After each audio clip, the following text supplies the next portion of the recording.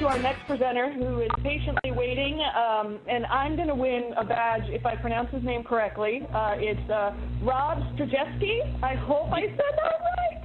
Yep, that sounded pretty good. Can you guys hear me okay? Yeah, and so Rob is an educator, also obviously an Edmodo educator, but has a specific focus on using SchoolTube videos. I think a lot of schools have issues with YouTube being blocked and things like that, and if you're not familiar with SchoolTube, it's an incredibly valuable service. And I'm going to actually let Rob talk more about SchoolTube because I'm going to start rambling and I want to give you time. So, Rob, let me just transition over to you. And yes, I know we've been going for 6 hours straight and we have 5 hours more, but hang tight, everybody. I think this is really valuable stuff. So, Rob, over to you. Well, hi, everybody. Rob Zdrojewski. I'm a middle school technology teacher in Amherst, New York, which is right near Buffalo, New York. And I started using Edmodo this school year. I had a student teacher with me this spring, and it was an idea that we started talking about integrating Edmodo based on what we've heard. And about a week into it, we realized too bad we didn't use this from the start. Such a great tool to organize a class for a variety of uses. I'm going to go forward on the next slide here. I have to make sure I have the... Yep, there we go. So as I mentioned, 7th and 8th grade, I'm a middle school teacher. Our middle school comprises of about 800 students, and we have a 10... Am I coming through okay? Can you guys hear? Rob, hold on 1 second. I think we're having a little technical difficulty there. Oh, are we all set? Oh, sorry, we did something wrong, but now your slides are coming up. Okay, go. Okay. We have a 10-week rotation that I work on with kids, so that time goes by really, really fast, and Edmodo's been a great tool to be able to keep things organized. My focus is on media literacy and on broadcast journalism. In New York State, this is called technology education, but we each have our own little niche that we're an expert on. And the two kind of sites we use a lot, as I have on the slide here, SchoolTube and Edmodo. And the good news is, I just talked to the owner of SchoolTube just this morning. There's going to be a lot more tighter integration between these two companies, where everybody probably today is familiar with Edmodo, but SchoolTube is a site where you can host all of your videos. And the difference between SchoolTube and a more popular site such as YouTube, as everyone might know by now, YouTube is blocked for students in most schools. I'm going to say a good percentage of schools are blocking YouTube. So when you go and try to attach videos up on YouTube and try to use them within Edmodo, it's just simply not going to work for students. In my school, at least, they see a blank area there. So the workaround is to make sure whenever you need video, whether it's made by a student or by a teacher, grab it from SchoolTube first, whether it's your own videos or somebody else's that you're using in your teaching. So that's kind of a brief overview there of what SchoolTube is. I'm going to see if I can do a screen share here. And is that up at the top or the bottom, guys, the screen share button?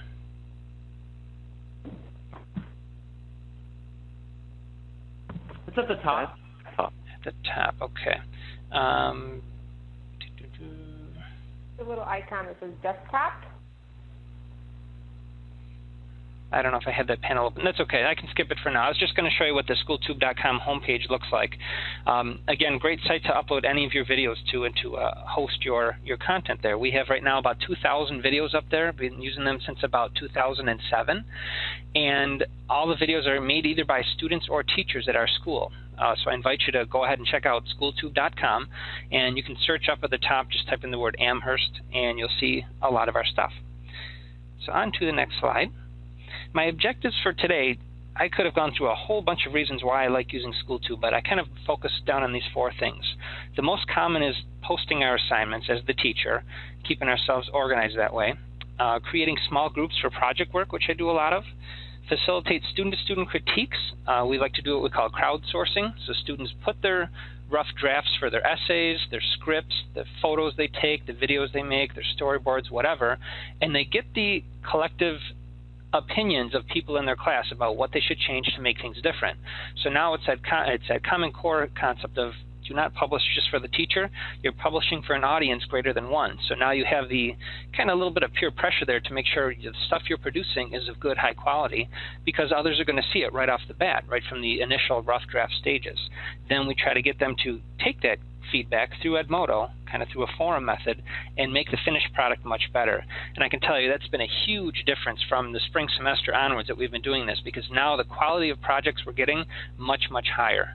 And the last thing then is the Gradebook feature. It's one of the best things I love about Edmodo. In fact, if you head over to my teacher blog, I have a video review I made about how much I love the Gradebook feature. My teacher blog is robztraining.com, and I have a whole bunch of stuff about Edmodo posted there. So next we have what it looks like when you're posting an assignment from the teacher view. Now, I did today for this presentation a lot of screenshots because, as earlier presenters mentioned, I can't really have first names and last names of students show up in here. So I'm not going to show you live shots of my Edmodo interface, but these are screenshots. This one I took, I'm pointing out here with the arrow, click on assignment, and you can see I called it number 4, the Caring Message Video Project. Now, I do like to put the number before the title of all of my assignments. That just makes it easier for the kids that we found to keep track of doing them in order, because in my class we actually do have to build one project builds on the next, so they are sequential. Then I put a little information about it. Here I just said please view the instructions attached. You can see I put the date in there, and then I attached the instructions. This used to be probably going to hear me say this a lot, before Edmodo and after Edmodo. Before Edmodo, I would hand out a piece of paper, like most of us would, just a worksheet or a handout. Students would have to put that in their paper folder or their binder, and of course, many of them are going to lose it. They're going to misplace it, not bring it home if they need it, etc. Now that we've gone completely paperless, thanks to Edmodo and thanks to Google Docs, we have that ability to attach these worksheets right inside of Edmodo. So that's a Google Doc that you see attached there. It says instructions. And I'm sending it right now to my Period 5 group. Now, I have different grade levels I teach, and that's another great thing I love about Edmodo is I can target who these assignments are meant for. So if I teach 2 grade levels or 3 grade levels or different course content, I can narrow it down by class or even by individual students. So that's what it looks like on the teacher side of things. And as you can see from my next slide here, I'm showing you when my students turn in these assignments, I have a nice little view on my wall page, it's just as a general view, that says how many people turned it in. So right now it says 0 because I just made this a day ago. But as the days and weeks go by, I can at a glance see how many people are turning in that assignment. Now here's what it looks like from a student view. This is my fake student I made, and some of us that present Edmodo workshops, we do this. His name is Jason Morgan, and he's a totally fictitious student. And by the way, if you're wondering that icon you see there of Jason, we make those in a program, or in a website rather, called myavatareditor.com. And that is actually one of my very first assignments in Edmodo, is I tell the kids we could use pictures of ourselves, but because we are some of us under the age of 13, and we talk about what it means to represent yourself online, I would prefer at this point that you make an avatar of yourself. And if they ever used a Nintendo Wii gaming console before, this is exactly the same kind of setup. They make Wii-style characters of themselves, and I even give a little prize in class to the student that makes the best looking one that represents themselves. So it's a great little starter activity to talk about avatars. But this view here you're looking at is what Jason would see when he logs in, and I'm highlighting here the due date and the turn it in button. So let's say Jason's ready to turn this assignment, he finished it, he simply clicks on the turn it in. Then Jason would have to attach the video that he made on SchoolTube. And in my class, we make a lot of videos for a variety of topics. We use Windows computers. We use Adobe Visual Communicators, the software, a green screen program that we use a lot of times. We also use flip video cameras. We use iPod Touches with video making apps. So all sorts of different ways to create multimedia. That's what my course is all about. So the students have to upload all of their work to SchoolTube.com. Now, the big part about SchoolTube is videos they upload do not go live instantly, and that's where SchoolTube has their own flavor compared to, as I mentioned before, YouTube. With SchoolTube, the student uploads, and it gets put into kind of a holding tank. They call it the moderation queue. And what happens then is I will get an email that tells me, hey, Jason Morgan just uploaded a video. I can watch it. I can approve it or deny it. Then Jason sees it on his site on SchoolTube. He can grab the link, and that's what this slide is showing you right up here. And then he pastes that link right when he's completing the assignment in Edmodo. In other words, he uploads to Edmodo to a SchoolTube, grab the link, and again give it to me through Edmodo. Now that process, from what I understand, is going to become even easier because as the next month or two rolls in, SchoolTube is changing their site around a bit, and as we heard today, Edmodo is making a lot of positive changes as well. So the two companies really are going to come together nicely so that the non-technical user, your average everyday student or teacher, doesn't have to be real tech savvy, can simply click an upload button within Edmodo and be able to upload their video, which will be put onto SchoolTube kind of behind the scenes. It's kind of like a let the computer do the work for you, where you click one button and it does the rest automatically. So that functionality is coming between Edmodo and SchoolTube, which I'm very glad to hear about. So let's move on to our next slide. And this is what it looks like for Jason, now my pretend student, in his Gradebook View. He can see all of his assignments. Notice that they're all, says when they were graded, says when they're due, if they're upcoming. And my two red arrows here are showing you that this assignment that he, say, just submitted on August 4th is waiting. And the student the student knows the teacher now has some work to do, has to go in and grade. And I really like that, because then the student has kind of a receipt. They know for sure when they handed it in and if they handed it in. In a class like mine, where I have 20-some students, and they're all working on different projects all at the same time, it becomes very confusing, not just for them, but also for me, to know who handed in what, and do I need to grade it, does it still need to be turned in, etc. Edmodo has now become the organizational tool for us in a class like that, where it's very project-based and a lot's going on. This shot here is what I see, the teacher. I'm sorry, no, this is still what Jason would see. Jason's spotlight up in the corner, upper right-hand corner in his notification area, tells him he just turned something in. So he has one turned in assignment. And I tell the kids, when you first log into Edmodo, pretty much every day or a couple times a week in my class, put your eyes up there in the upper right-hand corner and look at that notification area. You'll be able to see anything that your attention needs to be drawn to right at one glance. Same thing applies for me, the teacher. As soon as I log in, everything is nice and neatly organized for me, and I know where I have to go to grade what was submitted. And same thing applies too, by the way, for the mobile app. Kids can even subscribe to receive text messages to get these notifications, so it really is a great way to keep everyone on the same page. Now for posting assignments, this is what it would look like for me, the teacher now. Jason pretending he just handed in that assignment, as we've been talking about, and you can see my three red arrows. The topmost one showing you where I put in my grade. I usually grade right off of a rubric that I have kind of on the desk right there with me. It shows me I can click right on that link to look at the Caring Message video, so I can look at it right on the spot. And then I can optionally give them some comments at the bottom there. I just said, great job in the opening graphics. I like to give them something very specific to indicate that they know, of course, I watched it. I can even attach a file, a link, or something from my library in kind of a return fashion back to them. So that's what it looks like from the teacher grading portion. Another thing I wanted to talk about today are small groups. Now, we've heard today from previous presenters that Edmodo differs from other sites like Facebook because it does not permit one student to one student communication, where, of course, we could be concerned with potential cyberbullying issues. The exception here now is if the teacher goes in and sets up small groups, I guess you could say privately. Whereas I have students work in groups of, say, 4 students in a project, I will go in and create a group of 4 students, and now those 4 kids can talk to one another individually. I do have ways of monitoring the conversations of what's going on, but that way I know for sure that these 4 kids are working together, so I've given them permission to have direct person-to-person communications within that group. So creating small groups is quite easy to do. You can see in my screenshot here there's just a plus button that says create a small group, and you even give them a name. So I have the kids name themselves for the groups, and then we put those group names in there. And on the next slide, as I mentioned earlier, crowdsourcing. I'm a big fan of that, not only from a student standpoint, but from a professional development standpoint. I feel like we all can learn from one another as long as we're not in our own separate silos. So Edmodo being that great tool for that collaboration, the students will post their script if it's a video project. Or if they have to go out with the video camera and shoot some footage, I have them draw up a rough storyboard, little thumbnail pictures on a page there. And what I will have them do then is share that with me and the rest of the class. Now I tend to put kids into class periods. In other words, a group would be 25 kids, even though I teach 5 class periods a day. I've toyed around with making one group with all 125 kids, and then I kind of shied away from that. Now I like making 5 separate groups for my 5 separate class periods. That just makes things on the gradebook side and a few other logistics for me much easier. So that's kind of my preference there.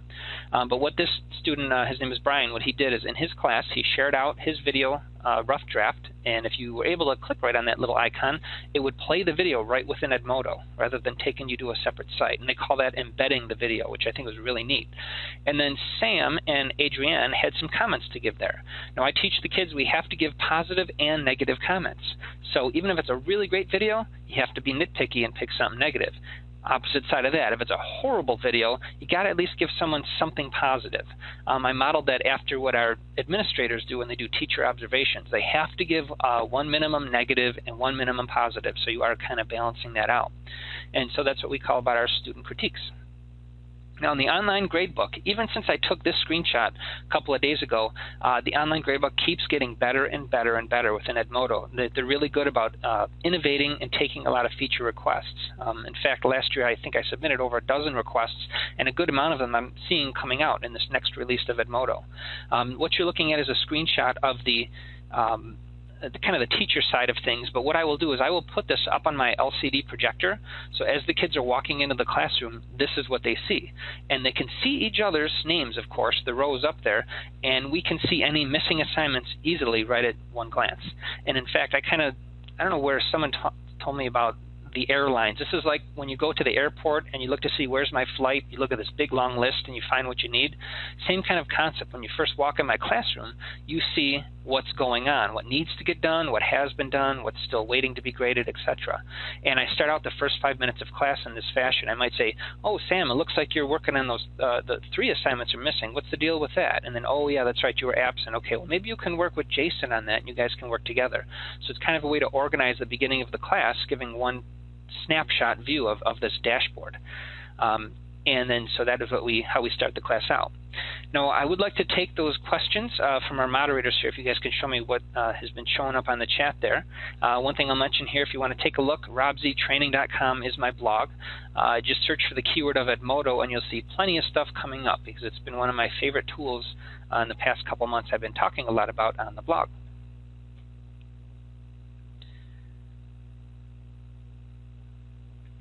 So if you guys have those, want to chime in and let me know which questions are, I'll keep an eye on the chat window as well.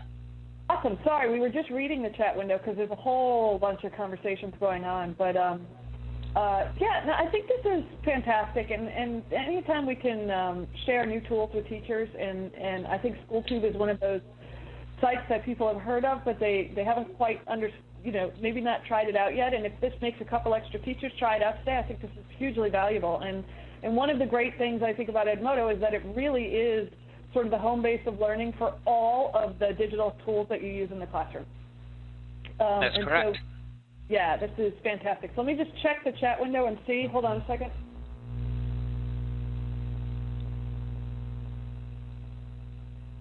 I don't think it's... Yeah, I think this is great. I think, Rob, if you want to take a look in the chat window when you're done, and if there's any to respond to, that'd be great. I think this is a fantastic presentation, really helpful to teachers, and I think will really help them get started on using SchoolTube. The one question that I do see coming up is wondering about parent permission for student videos on. Janine, if you could just really quickly elaborate on that question, and maybe we'll come back in. Rob, did you get parent permission to put student videos on YouTube? Yeah, that's probably the #1 question I get when I do presentations on SchoolTube. What our school district does, and every district has the right to set up their own policies. In September, in the package that goes home for things for kids to sign, we have always done one that said, my student is allowed to be in local newspapers, websites, articles, etc. So that did not even change. That procedure was in place before I even started at the school. So we have a big spreadsheet on there where they put the no's, but I would say out of the 800 or so kids in our building, there's probably less than 10 every year that have the answer of no, I do not want my child's videos online. So we know who those 10 kids are, and we just don't upload their video projects. But in fact, they know who they are. So when it comes time to upload their things for grades, they approach me and they say, hey, my mom and dad don't, they really don't want this online, for whatever the case may be. So it's a small percentage. The other thing we've done as a general rule is when students appear on camera, we will never have their last names shown. So you only see their first name, maybe the first initial of their last name, but we go by what we call the first names only policy. So if a student's on screen, it's only first name. Yeah, well, that's great, and that's similar to the student accounts on Edmodo, which is first name, last initial. So that's fantastic. All right, Rob, thank you so much for this presentation. And as we mentioned before, all of these are going to be archived. So if you are interested in learning more about SchoolTube, we will be archiving this session. You can go back and watch it again, and all of the content that Rob presented will be posted in the EdmodoCon group. So thank you very much.